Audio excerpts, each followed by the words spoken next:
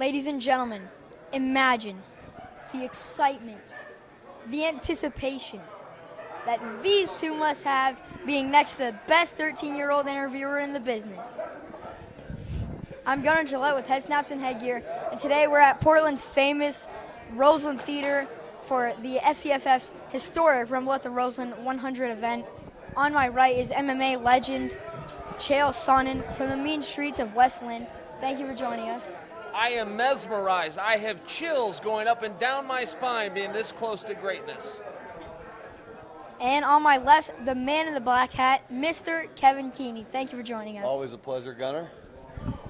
So there actually is one thing that us three have in common, and it's that we got our start in wrestling at Peninsula Wrestling Club under Coach Roy Pittman.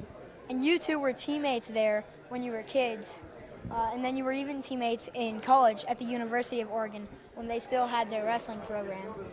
And then you went on to create the Full Contact Fighting Federation, the FCFF, which is now the best amateur organization in the entire country. So can you tell us a little bit about how it got started?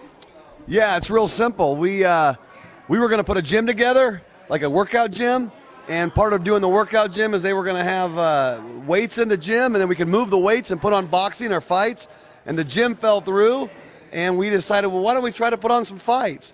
The problem was we didn't have any money, but Chael's dad had a little bit of money, and he said, it sounds like a great idea. So he put up the money, and we got the ideas, and we've been here ever since. Chael, anything to add? I kind of remember it the same way. We were in college, and we were talking about we were going to do a gym, and we thought some good marketing would be to put on the fights, and then somehow, the gym got left behind, and we just we moved forward with the fight idea. But I appreciate you calling it the greatest organization in America. That's very nice of you, and we have focused largely on the amateurs. We now have 18 fighters that have gone into the UFC and Bellator, 2 referees, 1 judge, and 1 timekeeper, if you're keeping track of it. So, we got a real history here. In fact, we're here for Rumble at the Roseland 100. It's not our 100th show, but it's our 100th show in this specific building, and a lot of good memories. You mentioned that this is the 100th show here at the Roseland, meaning that the shows weren't always here at the Roseland Theater.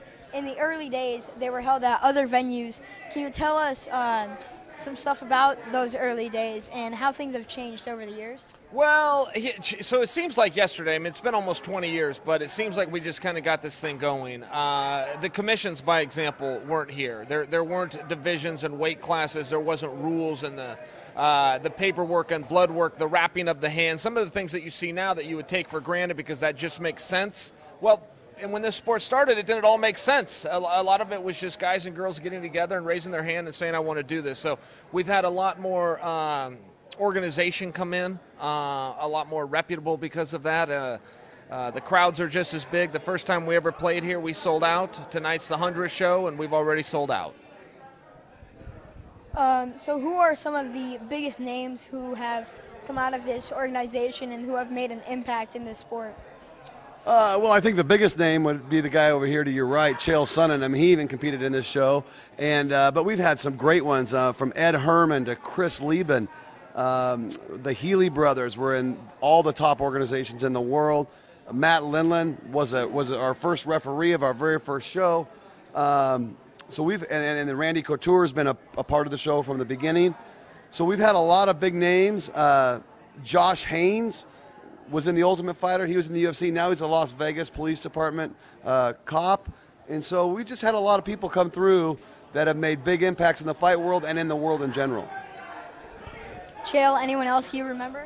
Yeah, well, I sure remember a lot. I'm with Kevin, though. I think that Ed Herman and Chris Lieben were particularly fun because they were local guys. But Casey Uscola comes to mind. Matt Horwich comes to mind. Mike Pierce, Rick Story, these guys come to mind that made it all the way up to the highest levels. Ryan Schultz was through here so much, Coach, I can't remember if he was a competitor or if he was just a cornerman for so many guys, but John Jones in Submission Underground, Dan Henderson came through. So as far as who's been in that cage, whether they were competing or just participating in the show in other ways, it's been a real who's who. Are there any other people who are fighting right now in the FCFF who you could see making an impact at the pro level in this sport? Oh, yeah. Keanu Moyer comes to mind a lot because of his ability, but also he brings a persona and a personality, and a lot of people want to go out and see him fight. I just think there's a number of up-and-comers. I really want to see Ben Egley get his opportunity, and he's moved on and doesn't compete in the amateurs anymore, but he's also not with Bellator or the UFC, and I really think he belongs there. Do you think the FCFF is at its best right now, or do you have any other goals or aspirations? Where do you want to take the FCFF in the future? I think the FCFF is the best it's ever been. I don't think it's the best it's going to be. But if we're looking back in history, the fighters now, the skill level now of fighters is just so much higher at a younger age than it was back in 2002. But I see the FCFF still growing. I think Roseland will always be our home, but I'm not necessarily certain that Oregon will be the only place we're going to be. I could see us moving on to other states and maybe growing in the amateur organizations of other states.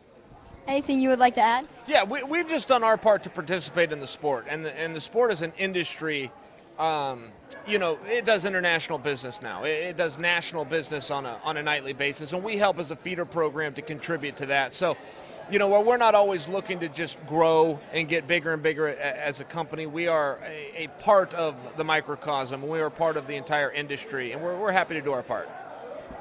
So before I let you two go, is there anything else that you would like to say? Yeah, I'd just like to thank you for about the last 2 years, Headsnaps and Head Gear has helped make the FCFF what it is. It's only been about 2 years we started doing pre-fight and post-fight press conferences.